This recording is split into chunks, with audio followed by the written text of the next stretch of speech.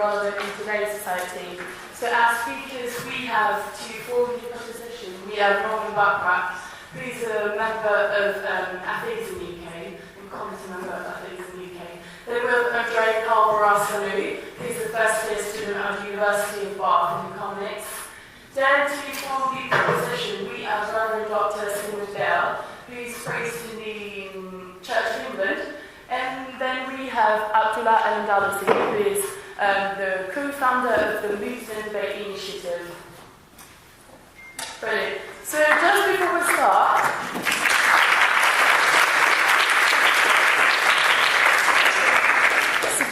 we start, we will take pictures of a vote in order to see what are the opinions of all of you before the debate and at the end of the debate, so that we can see who won if you changed opinion during the debate.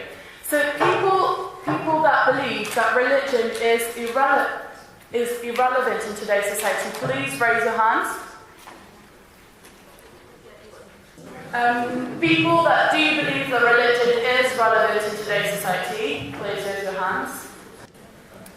Really good, so thank you very much, and now we can start the debate welcoming Norman Backrack to speak.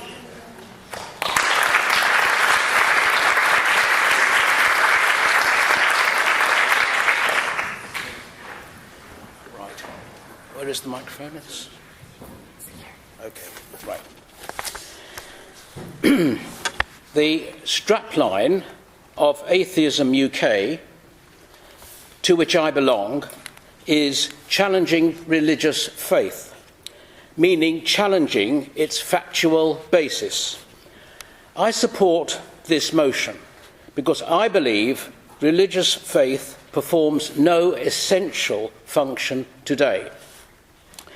The main events in people's lives, hatches, matches and dispatches, or births, marriages and deaths, if you like, can now all be very satisfactorily conducted by specially created non-religious ceremonies. I do concede that religious practice will continue in most of the world, although it will continue to decline in the United Kingdom. Even in the United States, the number of atheists increases every year. But for atheists in Arabia, Pakistan, Bangladesh, the punishment for apostasy is death. For homosexuals in Uganda, religion is a matter of life and death. They can only long for it to become irrelevant. The Bible was the Maker's manual, which should be attended to and whose directives must be followed. Nevertheless, most of its particular injunctions have been overruled, at least in England, in the last 2 centuries. Divorce is now possible, contraception is now possible, abortion is now legal, shops now open on Sunday, same-sex relations are no longer a crime.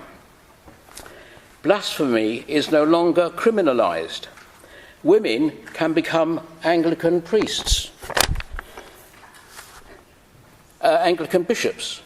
However, voluntary euthanasia is still contested by cowardly MPs, wary of their religious voters. It's only a matter of time before the patient's choice is recognised as of paramount importance. I question how far it really helps anyone to believe in the myth of life after death. Heaven looks like a superior Butlins holiday camp with choir practice for Christians over here and glamorous women for Muslims over there. A place where you meet all your relatives again. Your alternative is hell, a place of eternal torment, perpetual pain. Hell is now just too embarrassing for civilized religious people to confess to believe in, but I dare say it's still in use in some places to terrify children into obedience. One can acknowledge the social benefits that may accrue to following the practices of a religion. For example, the sense of belonging to a group where everyone does the same. In spite of Scripture's soothing advice to love your neighbour, religion readily fosters a them and us mentality. The Quran never tires of reminding us that God condemns to hell the infidels, i.e. those who don't fully assent to its doctrine.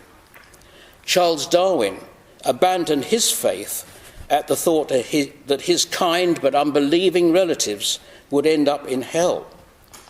Alas, religious fanatics anticipate God's intention. Last week they blew up a Sufi shrine, killing 50 Muslims. History abounds with lurid examples of interreligious squabbles. No doubt people still pray that God would make someone well, but the majority put their trust in medical science. You can pray that it won't rain for your country walk, but you still check the forecast. Providence, God's intervention in the world, is quite irrelevant now. Should any dim-witted cleric, present company excluded, venture to assert the cause of a natural disaster, like that Italian earthquake, to be the expression of God's wrath at the sinfulness of the locals, the scorn of the populace is only matched by the acute embarrassment of his wiser colleagues. In the past, everyone could adduce many evidences for God. They were all around us. For example, the very existence of animals and plants, the rainbow following rain. No longer. Today, science has accounted for all the alleged evidences as natural processes, not requiring God's intervention.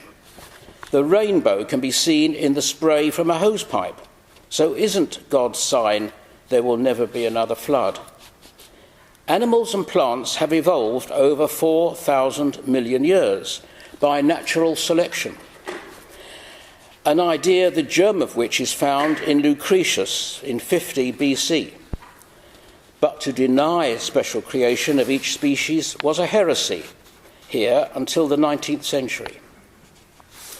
Homo sapiens has been around for a lot longer than Bishop Ussher's biblical chronology of 6,020 years.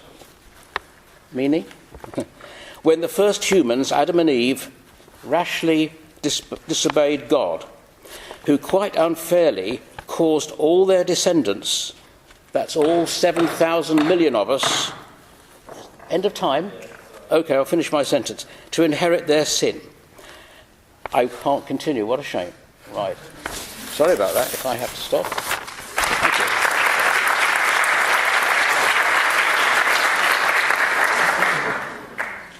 Thank you very much for that speech. I will welcome Reverend Dr. Simon Ben to speak in favour of religion in today's service. Thank you.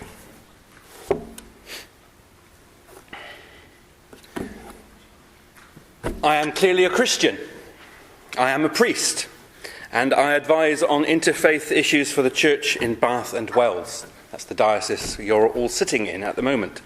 But this evening I am not here to make any claims for the truth of the faith I hold. That is for another debate, and much of what we've already heard would be part of that debate rather than this one, I think. This evening I simply desire to make claims for the relevance of religion, of all kinds of religion, whether you find them to be true or, on the other extreme, delusional.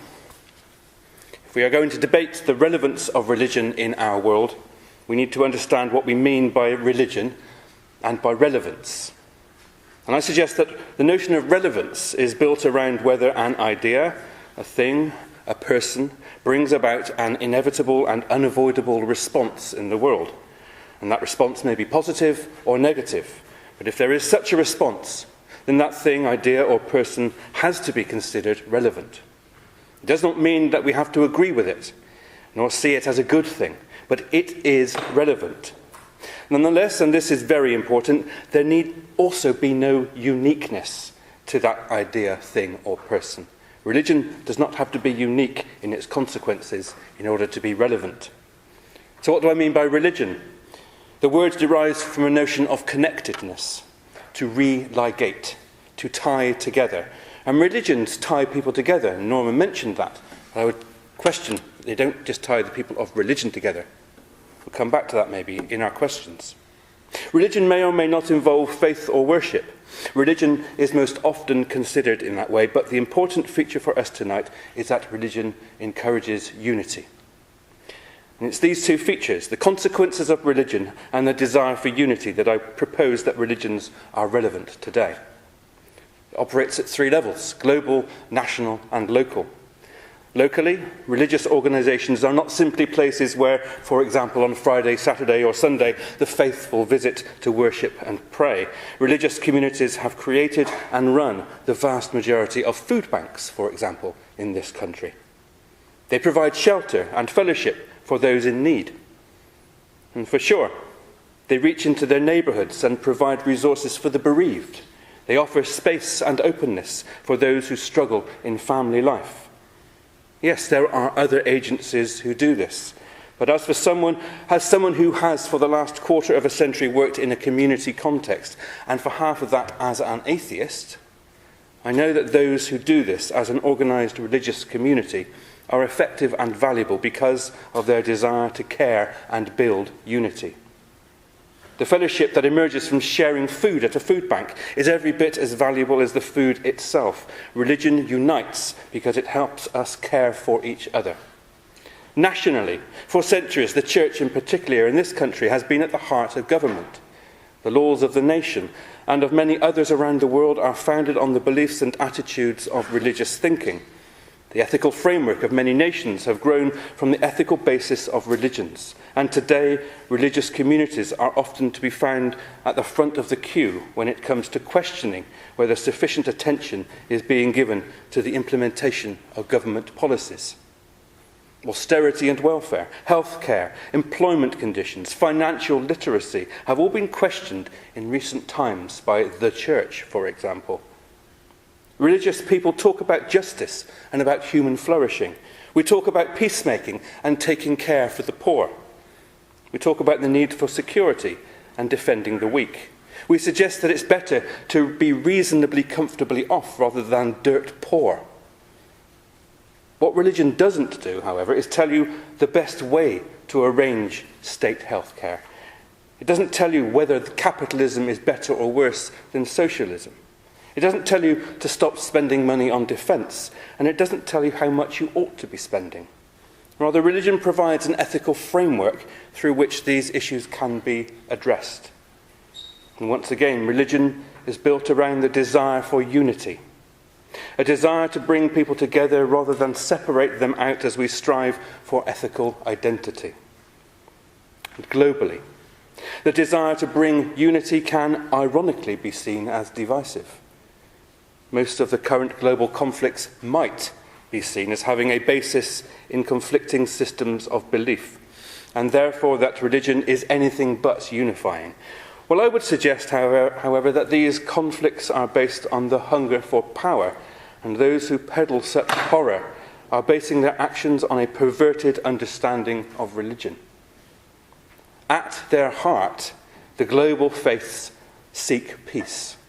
They are based on a hope for a better future and are founded on a desire for all people to live together. Now, it's often argued, and I don't know if Norman would say this, that religion is the product of our psychology and that the billions of people who follow a religion are misguided. I would argue that it isn't, of course. But even if it is possible to suggest that we are all deluded, then there are billions of people who are deluded. And it seems entirely irresponsible to classify those people as irrelevant. Religion may not be something personally you value, but it cannot be considered irrelevant if it motivates the billions of people it serves. Thank you.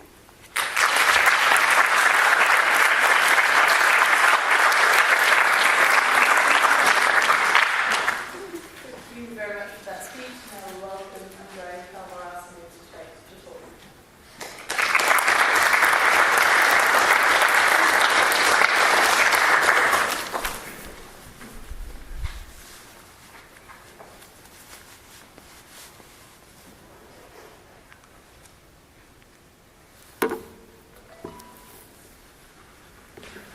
Distinguished members of the staff, fellow students and lovely guests, it is my honor to welcome you all to this debate of utmost importance in today's society. Let me begin by saying that I am extremely thankful to be part of this debate as a speaker for the proposition, representing both our distinguished debating society and the University of Bath as a whole. My speech consists of 2 arguments, followed by a conclusion that summarizes what I will have said until that point. But let's begin by thinking about what religion really is and how does it affect our society. Is it a good thing? Is it a bad thing? Are we better off? I remember when I was a little boy, my mother would always wake me up every Sunday morning early to go to the church, pray for my sins to be forgiven, pray for health, and pray for a better word. As a naive child, little did I know about religion at that time, and to my embarrassment, I didn't even have the curiosity to study the depth of religion. On the other side, at the same age, my father would always buy me books about cosmos, physics, and history. He used to tell me that one cannot live an ignorant life without exploring the beauty of science and without paying tribute to those who had previously spent their entire life making discovery after discovery. Nevertheless, it's easy to spot the differences between my father's advice and my mother's. However, there is one thing that they both tried to nurture through me, and that is to be a good person. Years had passed and I was a completely new person. This whole time I've fallen in love with astrology, quantum physics and religion. But when I say that I've fallen in love with religion, it's not what you think of. At that point, I used to study religion as a source of science fiction material. Yes, maybe a children's book would have seemed more believable than the religion at that point. And that is still unchanged even to this day. In 5 years' time, I have discovered that there are over 4,000 religions, each with a different goal or different gods, given the case. There are just too many religions, all claiming to be the true one. How can that be? My mother taught me that there is only one God and only one way of doing things. How come the most powerful empire at that time, the Egyptian Empire, used to have a different religion? Could Ra, Anubis, Horus, Thoth be all a lie? Parchments and manuscripts show how they idolize these gods, each having a different role in their religion. But what about Hinduism? How can over 1 billion people be wrong? Buddhism, Judaism, Taoism. The list can go on forever because while I'm speaking, another 2 religions might have made their appearance. And then it struck me. There is no whatsoever piece of evidence that could prove the existence of these religions and artificially created gods. People have created various religions with various gods throughout time, choosing to believe what they want to believe, considering all kinds of little things to be sins. This is when I realized people would rather kill their sons, kill their daughters, their wives, just because they committed a sin, rather than love them, kiss them, or spend time with them. So where are we now? Welcome to a mad world where religion is not well understood and where people create religions just for the sake of it. My first argument is quite what you expected, and that is religion hinders scientific endeavor. There is a lot to be told about this controversial topic, but I'll try to be straight to the point. Even from the beginning, religion has opposed science, concocting childish arguments for every discovery ever made. It has dismissed evolution, the Big Bang Theory, and embryology as lies straight from the pit of hell. However, it seems to be much more reasonable that we're all descendants of Adam and Eve, who, by the way, were magically created, and it seems more reasonable that even until today, no one knows who wrote the Bible or the Quran. On the other hand, extraterrestrial life has been totally denied because we are the only civilization ever created, or that's what religion wants us to believe. You cannot expect people to just believe that in a continuous expanding universe, we are alone. Science is starting to answer all of the big questions. Questions like, how did we get here? Where did we come from? Where are we going? Have been with us for our entire existence, and we are finally reaching a point in our development where we are beginning to be able to address them. Going back to the Bible example, just think for 1 second. If God or a messenger of God had written that particular religious book, how come the writings only occur within a very limited period in human history? Also, consider the fact that a human writing on a piece of paper or a few pieces of paper is not the word of God.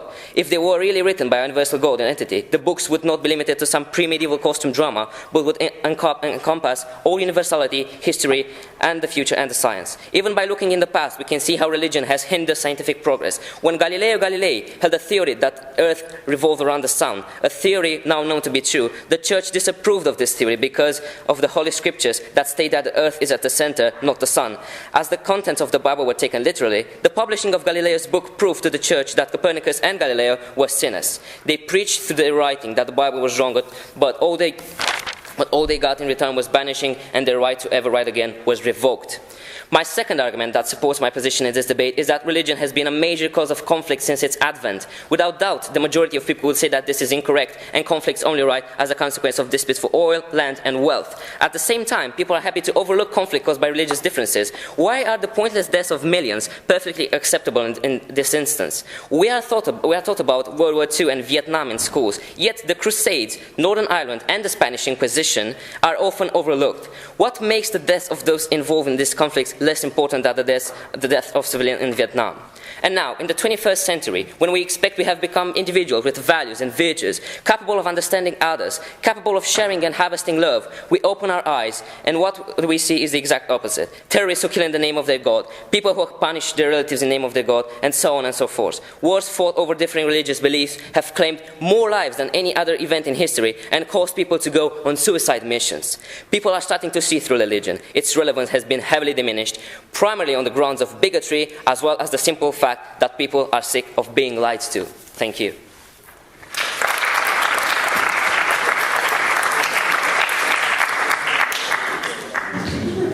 Thank you very much for this passionate debate, and then we'll welcome Abdullah and others to talk in favour of religion in today's society.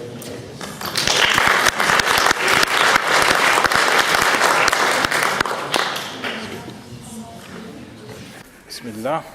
I'd like to thank the University of Bath Debating Society for graciously inviting me and my esteemed colleagues here today who have come to speak on the motion, and the audience for your attendance and your attentive ears. Now, there's quite a few historical fallacies that were mentioned. I mean, just to name a few, Galileo, his book was actually patroned by the Catholic Church. It was actually an insult he wrote in his book that earned him censure, and he wasn't punished corporally for it per se. The proposer of Big Bang was Georges Lemaitre, a Belgian Catholic priest who disagreed with Einstein, who didn't like the idea of the Big Bang, but we can thank the idea of Big Bang being initially posited by, well, literally a religious person, a religious priest, who was also a mathematician. So those are all historical fallacies, but we'll get to that a bit more in the Q&A. Now, at first, most people interpret the title to be another religion, like it or hate it debate. However, the title isn't about your feelings concerning religion or any particular religion. It's about the current realities of the world today, and religion is obviously still a part of it, and therefore still relevant in one way or another to everyone. Now, religion in the conventional demotic sense currently is imagined to mean a belief in a higher being or spirituality which comes with an accompanying morality system. People tend to think that religion describes what people do when they join a group that holds a belief in a higher power they can't see and has no physical presence. Its followers point to sacred areas where they claim their higher power exists or lives, and they hold sacred symbols representing their higher power. Its followers follow a type of leader caste that tells them the will of this higher power and makes edicts in its name and enforces upon them, telling them it's in the higher power's interests to do so or to do something else, and sometimes even telling them to go to war and kill in its name. Its martyrs are honored with statues and celebrated, and believers sing hymns praising it with eternal glory. Did I just describe religion, or was it nationalism? The nation state, the national will, the national interest, the national anthem, all concepts that have not one iota of physical existence outside of our imaginations, and yet we kill, fight and die for them. And this brings us to the Oxford English Dictionary definition of religion, which doesn't just say it represents a belief in a superhuman power, but any particular system of faith and worship. Quite simply, all beliefs, morals, and laws are metaphysical, a word that simply means about the physical. Any worldview or belief system that directs your lives is a religion. In Arabic, the word for religion is called deen, and it simply means your way of life and beliefs. So put bluntly, everyone here has a deen, a religion. You might call it secular humanism, communism, New Age spirituality, or just Christianity. These are all religions in effect and practice. The ideas of equality, justice, mercy, good and bad are not material objects, nor are people's ideas about them objective or all the same. If you believe in them, this is your faith, and there is no society that can make laws without morals, and no morals that do not come from a worldview. So in reality, you don't need to live in a theocracy for religion to have relevance, only in a society of humans. So unless you're a nihilist, you have a religion. Welcome to the club. The next point I wish to make is merely to draw your attention to the current reality. Putting aside the Oxford English Dictionary, even conventional religions are still relevant today and going strong. Currently, adherents of the largest denominations of religion have a big influence and effect in our lives today. The Church of England provides 1/3 of the primary and secondary schooling institutions in the UK. The charity sector involves a significant portion of religious-based charities, and recent reports have found that people who affiliate themselves to a religion tend to donate as much as 3 times more than those who don't affiliate themselves with a religion. Religious trusts and community centres have continued to play a major role in servicing the needs of UK society. And if we also count the personal morality of each adherent, then majorities of people in almost every country, bar China and North Korea, implement parts of their religious morality on a day-to-day basis en masse. Religion is therefore all around us, even if UK politicians and media try to avoid raising the topic, unless, of course, it involves the religious practices of immigrant minorities. However, if we expand our horizons to other societies, we see religion on the rise outside the West. China, for example, is experiencing a rise of Christianity through its middle class, and evangelical Christianity spreads through South America, Islam spreads through Africa, and even if we come back to the West, we see that the USA, which is now renamed the Disunited States of Trump, has powerful Christian lobbies.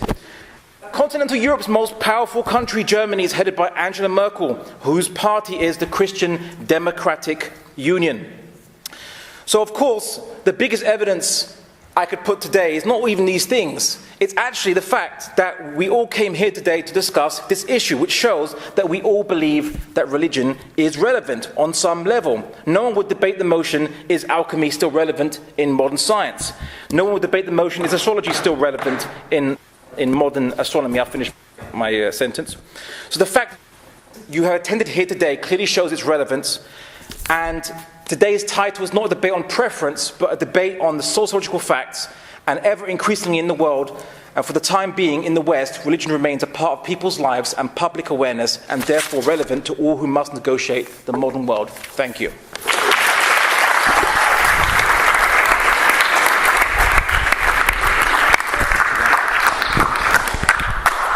So thank you very much for the speech. And now we will open for 30 minutes the floor to questions and answers. So feel free to ask any questions you may have to one speaker in particular or everyone. Go for it. Surely religion is still relevant in society when you consider that many theist religions, very many civic religions derive a lot from theist religions. So therefore, a lot of what we believe actually is derived from those sort of beliefs in religion. So, for example, lots of Christian values, despite atheists saying that they're not Christian, actually have a lot of Christian values. So surely that makes it relevant. I hear your point, and I agree with you. However, we've got to be careful we don't pretend that Christianity created the notion that murder is wrong. It was wrong before Moses received the Ten Commandments. It's rather like suggesting that Newton invented gravity. You know, gravity is there, as is the ethical reason why we don't kill.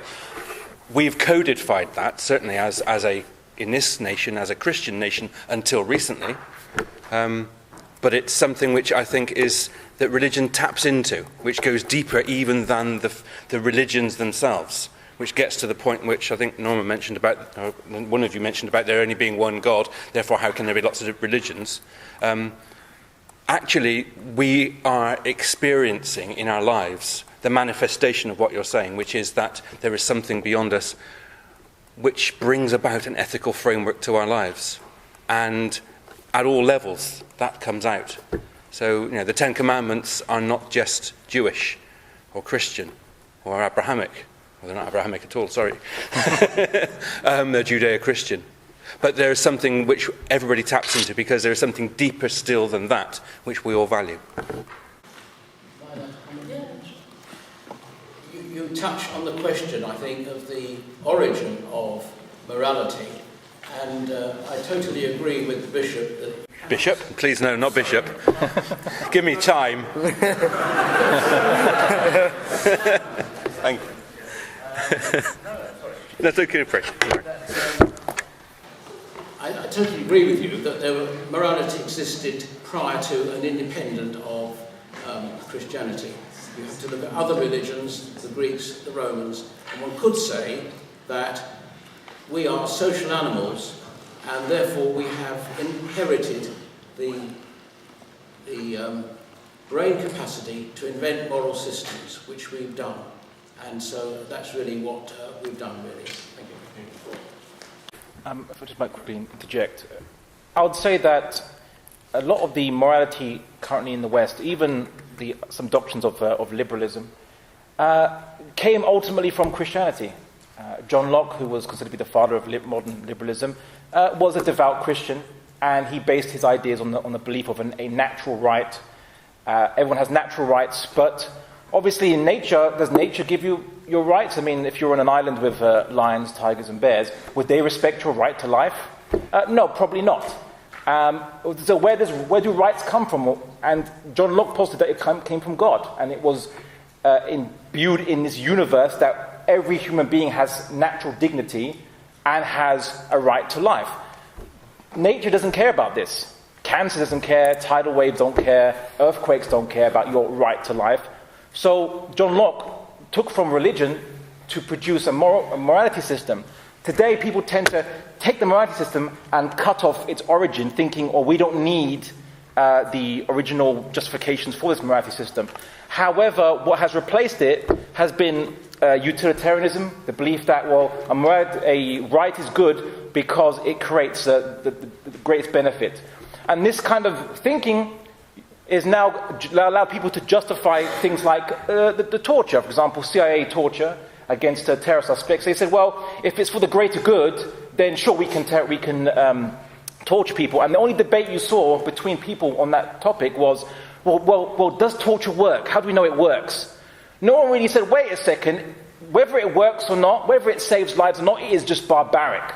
No, the debate was, does it work or does it not work? And this is something very worrying, where our humanity has come to when we just rely on this purely materialistic calculus of what is in the quote-unquote greater good, which itself is a nebulous concept. One sentence reply. I was referring to the fact, if you look at the animal kingdom, a mother lion looks after its cubs, and mother mammals look after their young. This is natural. This is what I mean when I say the love for one's relatives and so on, looking after it, is a natural thing that we inherit because we're animals. It's not something that has to be ordered for us to do. No one orders a mother whale to look after its baby whale. It is natural for it to do so. There's other things. Theology is natural. I said that's a different debate, and I agree. That's cruel of me to say that, sorry. Other questions? Yeah, go ahead. I wanted to address how you were saying that our laws are based around religious tenets, especially when it comes to the sacred commandments. If you look at the first commandment, that you only worship the Judeo-Christian God.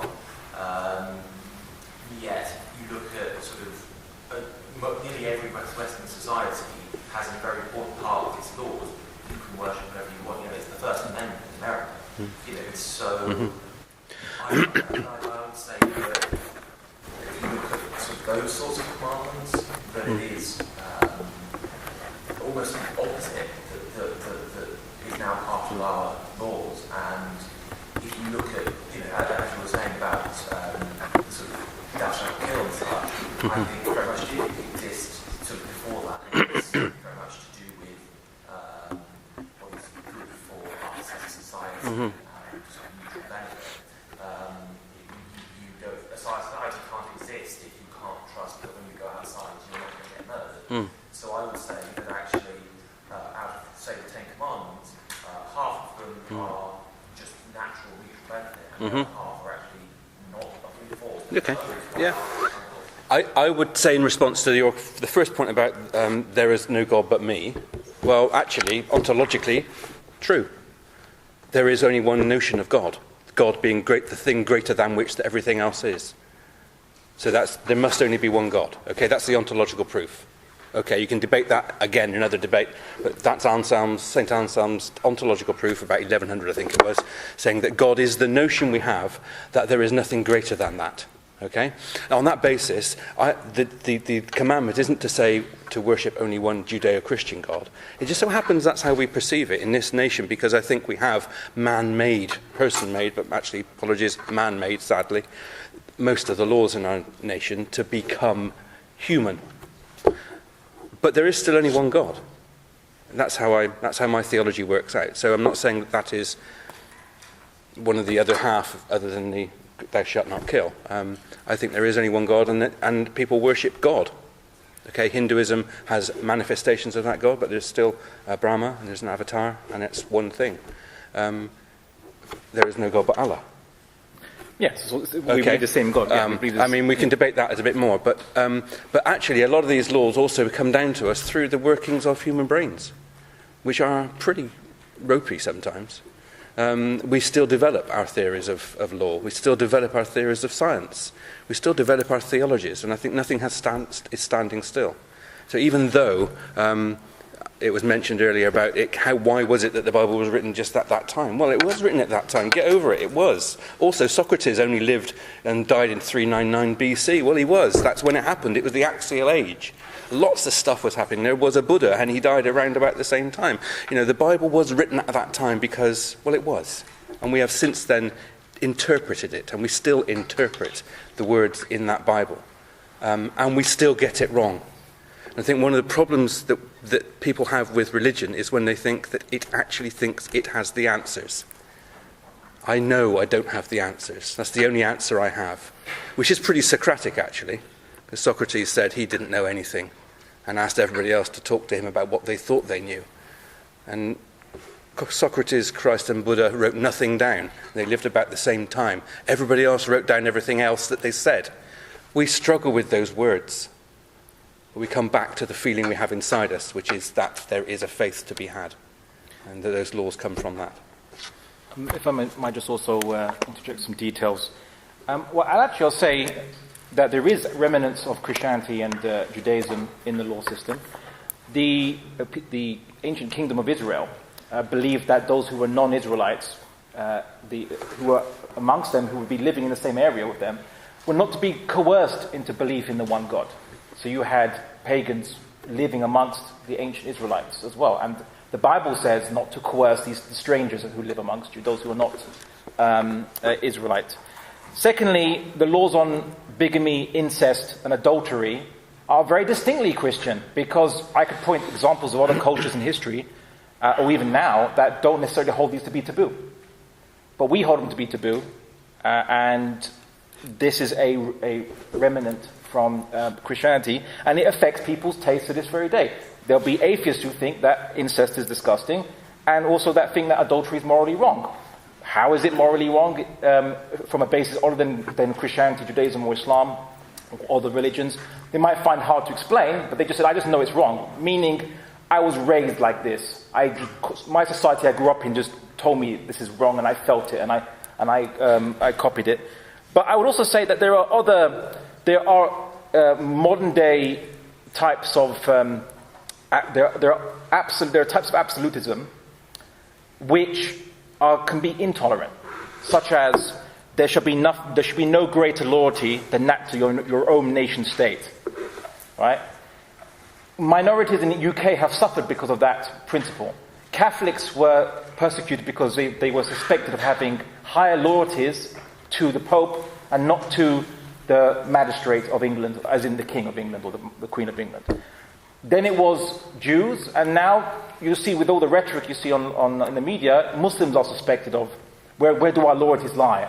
And David Cameron even mentioned that the problem is that Muslims have this idea of a greater global community called the Ummah, and not a loyalty to the nation state. And he mentioned this. David Cameron said this.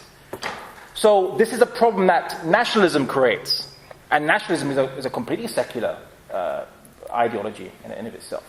So these are things to consider, but you cannot pin the blame on religion. At best, you can pin the blame on humans, that this is a recurring phenomenon amongst humans, intolerance. But intolerance happens in any human society, and tolerance can happen in any human society. It depends, in many cases, the sociological factor. But I'd like to say that throughout history, the idea that people could live amongst another people following a radically different religion and be told to tolerate that religion is very Abrahamic, and is quite distinctly Abrahamic. It's something that you could say the Abraham or the Abrahamic kind of tradition really emphasized. Because even in ancient Rome, where you had different, let's say, deities people worshipped, there was still an expectation that the emperor you must burn a pinch of incense to the emperor. All Romans must do so, right? Whereas amongst ancient Israelites and amongst, obviously, Islamic conceptions of multiculturalism, people who are not Muslim are not expected to be under the Sharia and to have it imposed upon them, or to worship the same God we worship. And this is, again, an Abrahamic tradition. So I'd say that Abrahamic traditions have actually created more tolerance in the world than others arguably have. Just to say that the reason millions of people all over the world seem to want to come to certain parts of Europe, Britain and Scandinavia, is because they are nearly, if not completely, secular. You can have any religion or none within them, and the government does not actively foster and insist that you belong to one particular religion. So I think that we should look forward to secular states, that's to say states where the government is different from the religion, spreading throughout the world. And when that happens, I think most of the world will be much happier.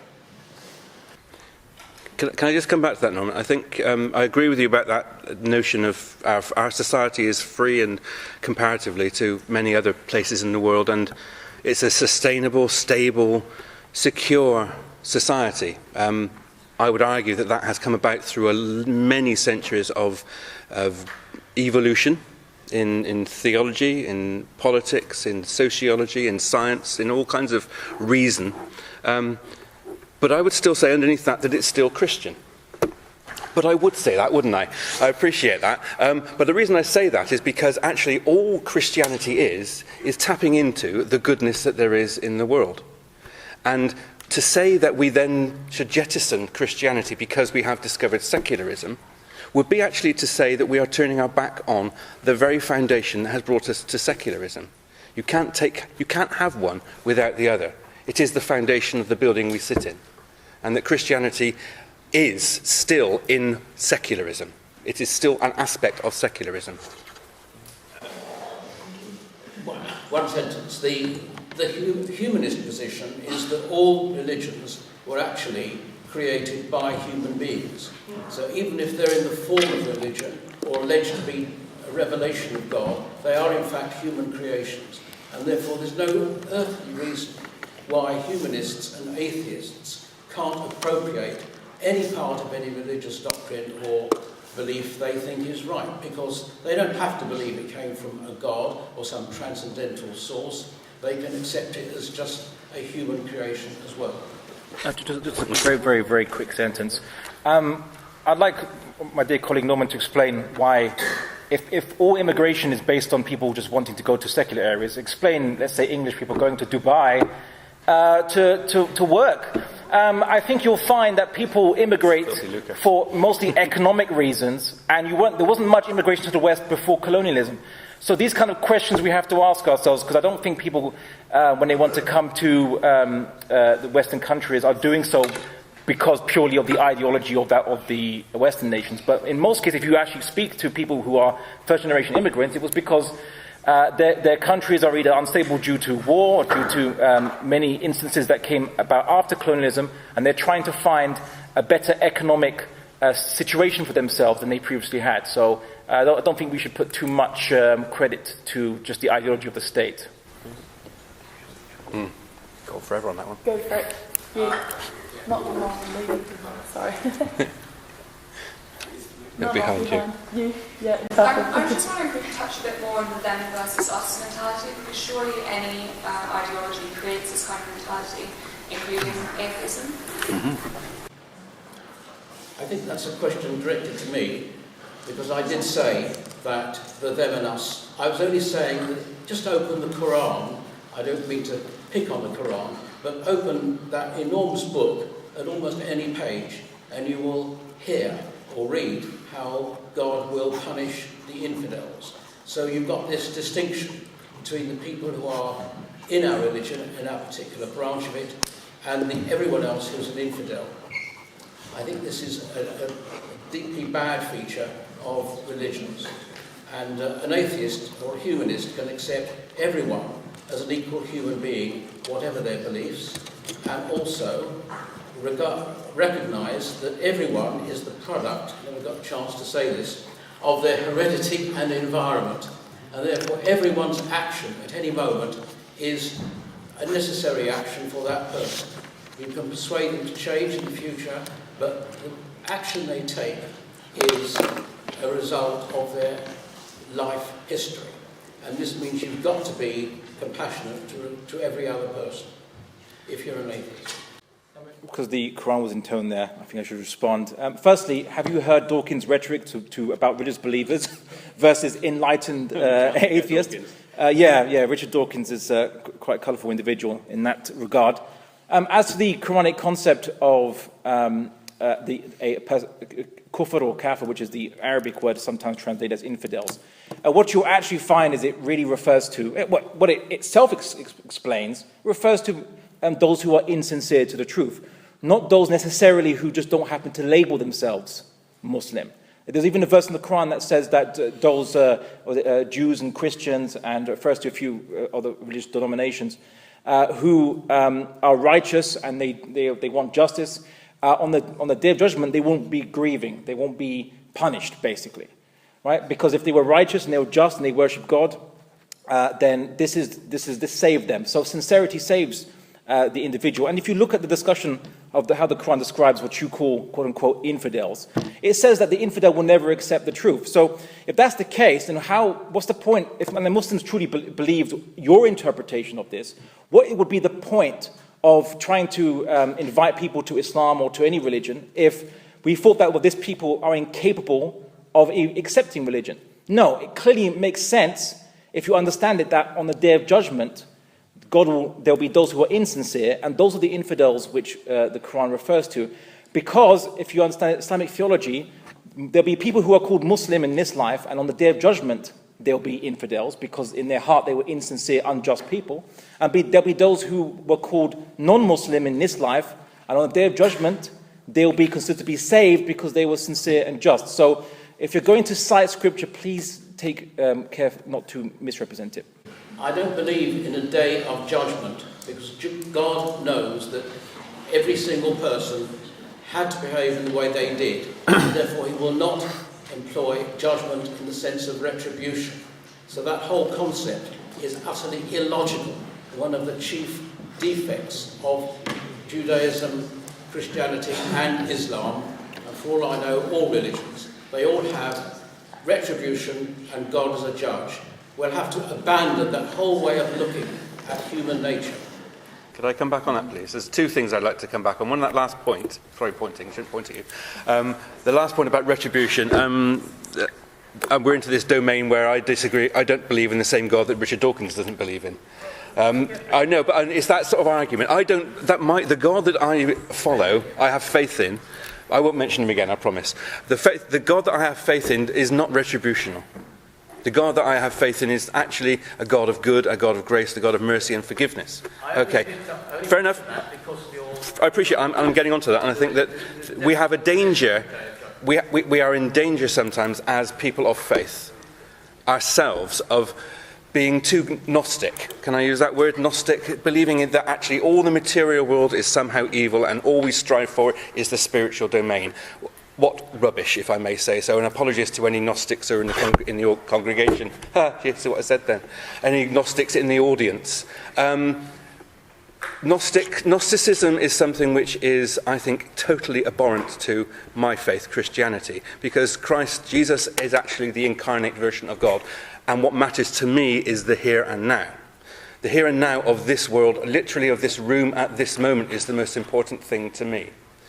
Now, when it comes back to your point about even atheism causes dissent, you may see on my wristband here, which is when I was chaplain to Western Pride last year. I wear this band with pride because it's important to me.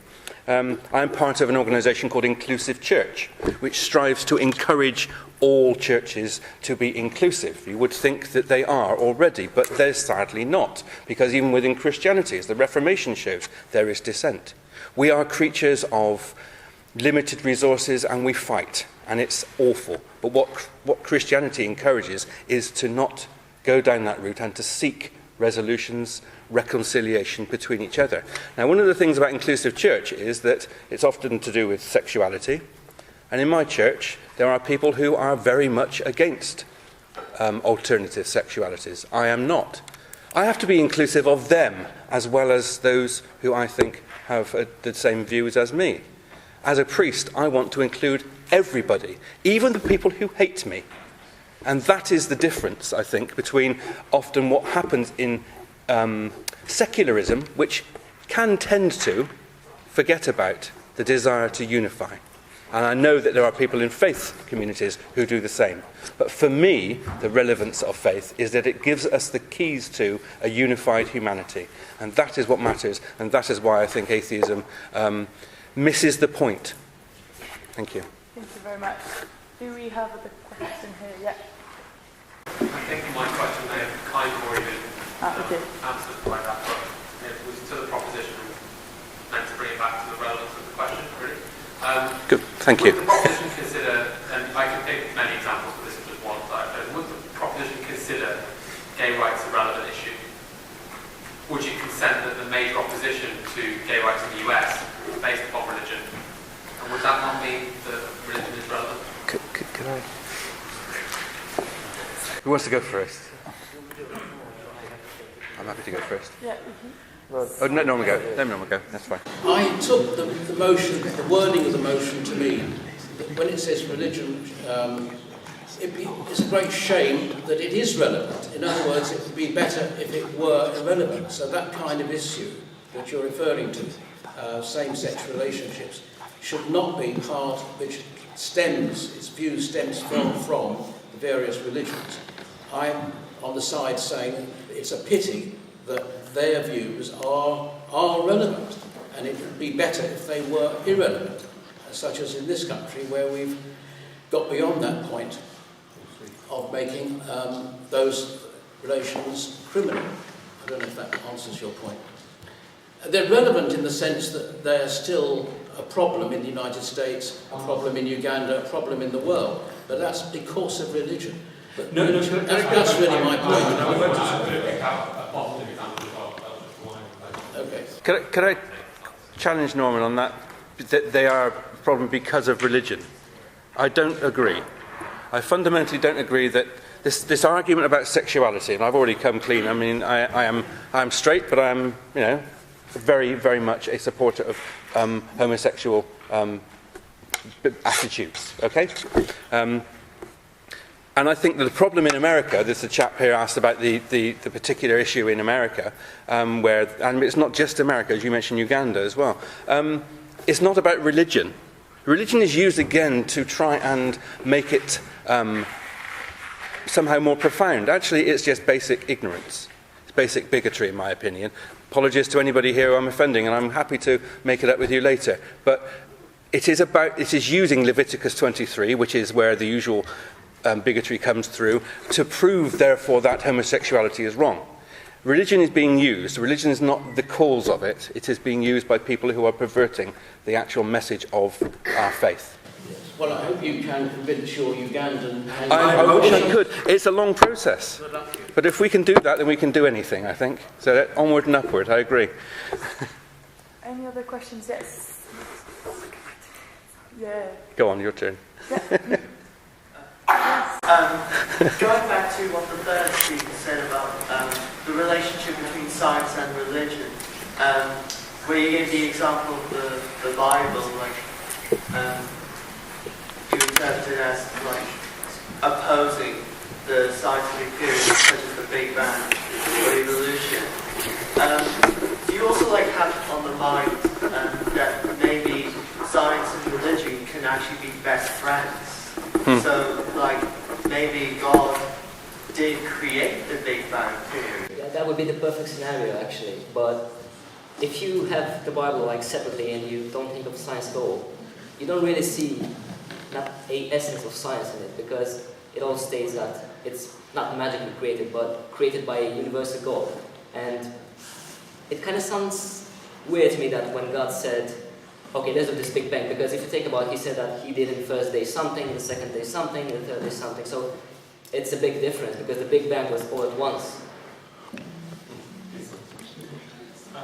If I might interject now as well. I think this kind of dichotomy between science and religion is incredibly anachronistic from the 19th century. I think any history student should be able to tell you this. As Europe became more secular, atheists became a bit more emboldened and literally wrote history books rewriting history on the fact. The Dark Ages wasn't because of Christianity. The Western Roman Empire fell. It was a Christian empire. It was advanced. It fell. German barbarians took over, which is probably where most people, Europeans, are descended from now today. And they had to be taught from the ground up, the basics, by the remnant Catholic Church, which then, after encountering the Islamic civilization, which was a religious civilization, led to the first universities being built by, finish the sentence, the Catholic Church, building the first universities in Europe to actually teach people the new sciences. And as I said, Galileo, the book he was writing, looking at the geocentric theory and comparing it to the other theories, whether it's the sun-centered or is it earth-centered. That book was commissioned and patroned by the Pope, who was an avid patron of science. Yeah, but after he realized that he was right, because first he was told... No, because the story is, well, we know what the actual situation was. The Galileo was told by the Pope, explain both sides fairly equally. And in it, he portrayed the person who believed that the sun orbits the earth. He called that person Simplicio in the book, which means stupid, simpleton. And that's why he was basically censored. And he wasn't burnt at the stake or whipped or whatever. He was told to stay at home and do penance, where you do, Hail Marys and all this kind of stuff. Quite a few thousand of them. That was it. That is literally what happened to Galileo. And as for the Big Bang, I mean, that is even more shocking that you mentioned what you said, because the person who posited the Big Bang, the person who put a credible formula to explain why we have redshift, was Georges Lemaitre, a Belgian priest, of which Einstein didn't like his idea. The majority of scientists, of which Einstein was one of them, believed in the steady state theory, that the universe had always been the way it was for eternity. It was Georges Lemaitre, a Belgian Catholic priest, who said, no, I think my formula explains the situation better. And the word Big Bang was actually a pejorative term by the scientists of the steady state theory to say, what is this theory they talk about, Big Bang? And then it stuck. Fred Hoyle. Right? So in that sense, the more, you could say, secular-minded of the scientists were actually an obstacle that had to be overcome by the religious-minded scientists. But no one knows this. And so that's what I'm saying, your history, if you don't mind me saying, needs to be checked before you say it, because these are common tropes which are actually just not true, and any history student could tell you that these things are fundamentally not the case. And just to make an extra point, the Eastern Roman Empire didn't fall, it was Christian. Why do we have all the philosophy books preserved today? Because they were still teaching Greek philosophy in the academies of the Eastern Roman Empire, or the Byzantines as they're called. And we have them preserved. The Muslims encountered them, we translated them, and that's why they're preserved to this day. So you can thank Christian institutions and empires, and Muslims as well, for the preservation and expansion of knowledge, and dare I say, the Enlightenment itself. to answer the original question, in my opinion, science and religion can coexist as long as you don't take scientific statements from religious tracts, because they're all liable to be wrong. We've heard a lot about the Big Bang. Can I say, last week I went to a lecture by Roger Penrose, a prominent cosmologist. He does not believe in the Big Bang. So I think it's a bit dangerous for religious people to hang so much weight on a particular scientific theory when physicists and cosmologists are at this moment busy working out what might have preceded the Big Bang and other alternative forms of cosmology. So don't take anything scientific from religion and hold it to be absolutely true, because you're liable to get your fingers burnt. George Lemaître wasn't taking any biblical interpretation. He was a mathematician, a physicist, and that was his scientific opinion about the matter. I'm not saying we should use scripture to interpret science. I'm merely saying that I can point to historical examples where those who were more, shall we say, secular-minded were actually more of an obstacle to science than those who were religious. That's all I'm saying. Can I have one point, just 1 minute? Actually, I think interesting stuff, and I'm, as a scientist and an evolutionist, I'm totally interested in all these things. However, again, Norman mentioned, don't take any scientific interpretation from Scripture. I agree. We are doing again, dare I say, all of us, is descending into this whether or not the Bible is true stuff. Actually, we're here to talk about the relevance of religions in our world, and we'll go back to this debate that sadly many people who voted for Mr. Trump get confused about, whether or not there is anything to be said for evolution or anything else. We need to get away from all that. Religions are about how we live our lives and how we build successful and sustainable societies which care for people on the edges of those societies, and that is what makes, I think, religion relevant, because it does that. Just one question, you. I would like to question Mr. Abdullah. You said communism could be regarded as a religion, and this I find extremely weak. They should make a clear distinction between faith, passion, religion, and belief.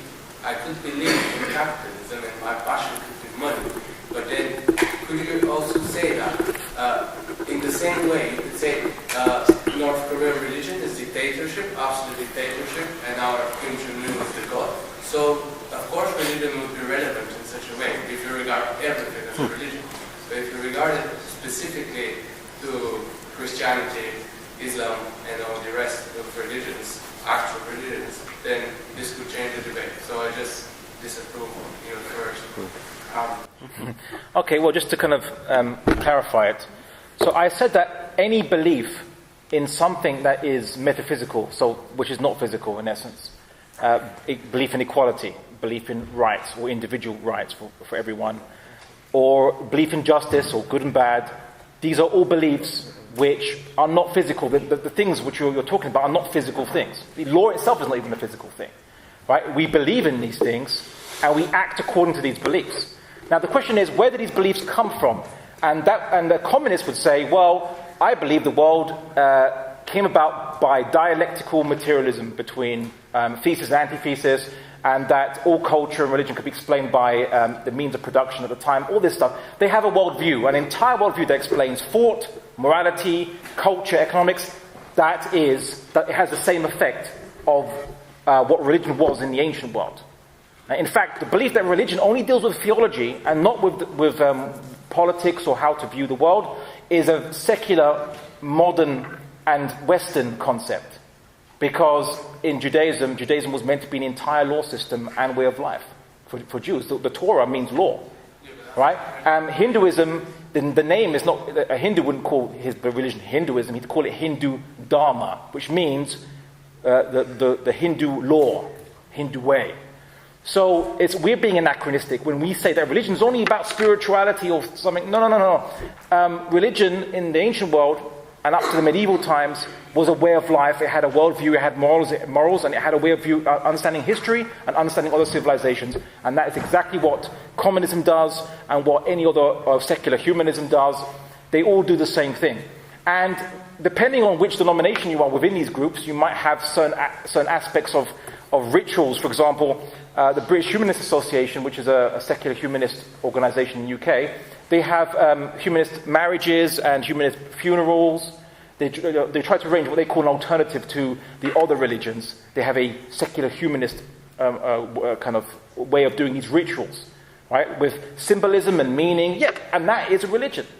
So that's what I'm saying. I'm actually using it in its broadest sense and its original sense, which was a complete way of life, with a worldview and a morality that comes from that worldview and directions for how humans should conduct themselves. And in that case, unless you are a nihilist or a solipsist, everyone has a religion. Yes, and clearly it's not the way of life today. So you just disprove. What is not way of life today? Religion is not the way of life today. So it might have been relevant in the ancient medieval times.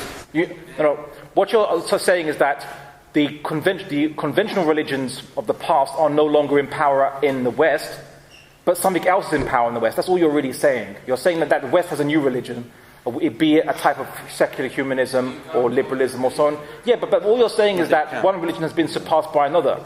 That's all you're saying, but it's still religion, nonetheless. That's my argument. I don't think it's helpful to call communism a religion. It is certainly an ideology, which is another word which you can use. I think it's best to keep the word religion for a belief in a supernatural deity or something of that sort.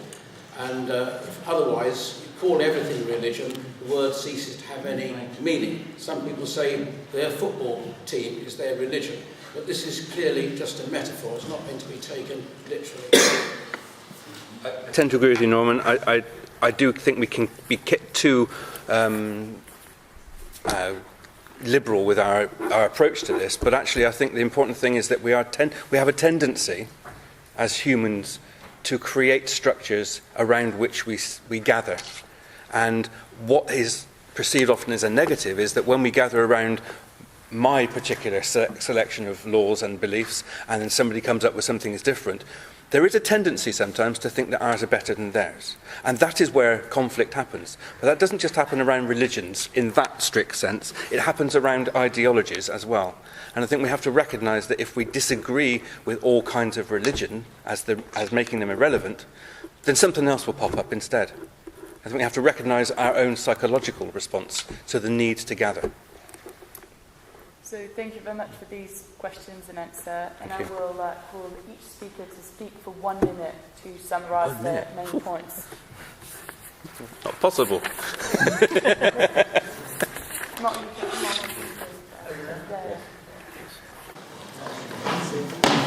And at the end of these 4 speeches, we'll count votes again.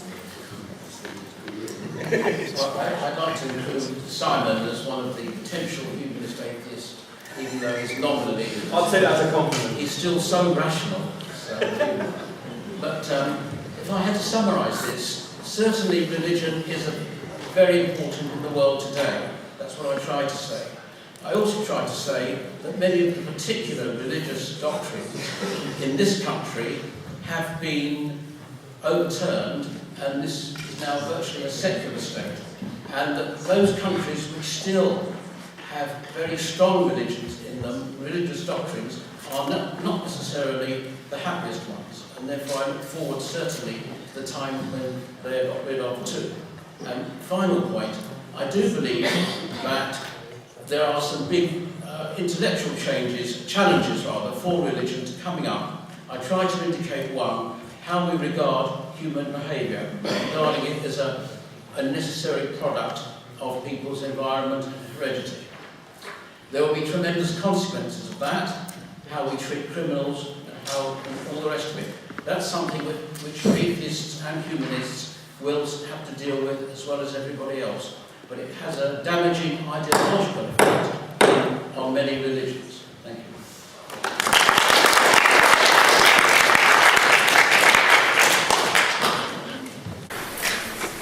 Thank you, Norman, for calling me an atheist. I appreciate that. I think I answered partly my study with the last points I made, but one of the things about religion, I think, is that it is a seeking of the truth. We haven't actually mentioned that word before and now, so I introduced that right at the end, the notion of truth. And truth is a difficult thing to understand. But one of the things that I think makes religion most relevant today out of all that is that when we do seek the truth and we discover the truth, one of the important things that religion can do is speak that truth to power. It's a prophecy, it's a prophetic act. And that's what I mean when we have a responsibility as people of faith to speak truth to power. The world is not going well at the moment. Would you agree? There are things happening in our world which are difficult, and there is not enough speaking of the truth to power. When power becomes unaccountable and considers itself more important than the truth, then we have tyranny. And actually religion can bring us back to earth. I almost said amen then. That's how much I think of it.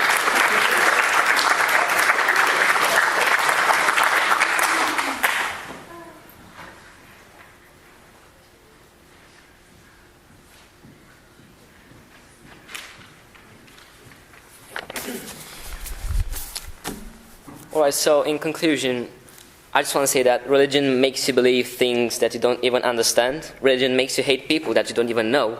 Religion keeps you from thinking on your own, and it's merely an act of submission. When will we be able to discover true kindness? Religionists say that there is no moral without religion, but when you have a closer look on religion-based morals, you can see that they are kind of messed up.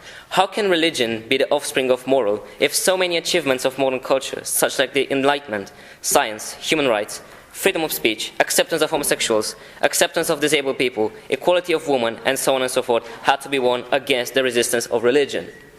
Man does not require a God to be moral. Religion divides more than it unites. We have scientists creating artificial life, but that is supposed to be something only God can do. Now, religion today is so outdated that one cannot follow the Bible truly without basically becoming an Amish. People have become pragmatic. They want to see the explanation before the actual fact. So you simply cannot fool 7 billion people forever, and neither can 4,000 different religions do this forever. Thank you.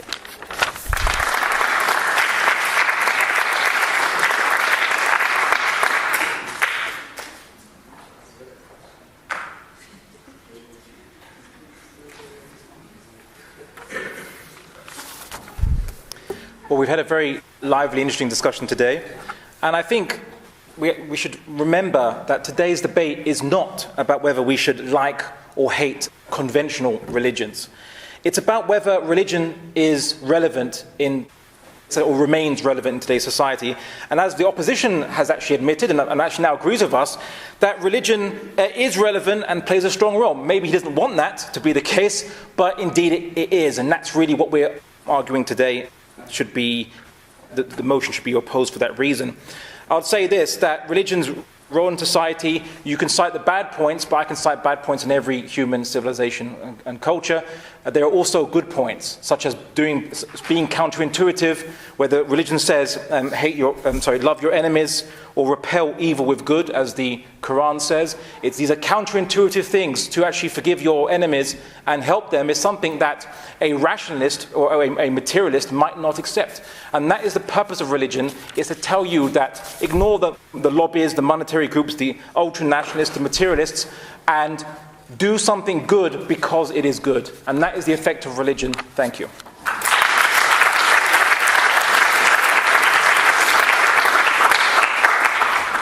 Thank you very much for all of your speeches. Right before we do the vote again, I would like to thank you, our sponsors, who are Alan and Overy and PwC and Teach First, for allowing us to organise these debates and hold them. So now we'll do the final vote in order to see which side is win. So those who believe that religion is not relevant in today's society, please raise your hand.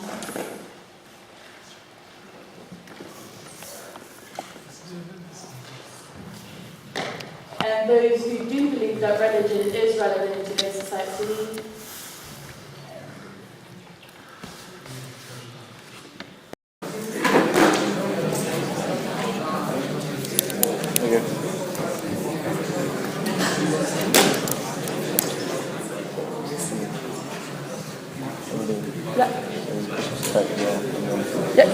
along. And also, I've just been reminded that there is a Christmas debate going on in December, so more information will be on the Facebook groups. Join the Facebook groups. And the results, we'll go for the results. Wait for the results! Well, so basically, as you could see, it was an overwhelming win for the relevance of religion in modern society, and they managed to increase the share of vote. Excellent. Thank you very much. Thank you. Thank you.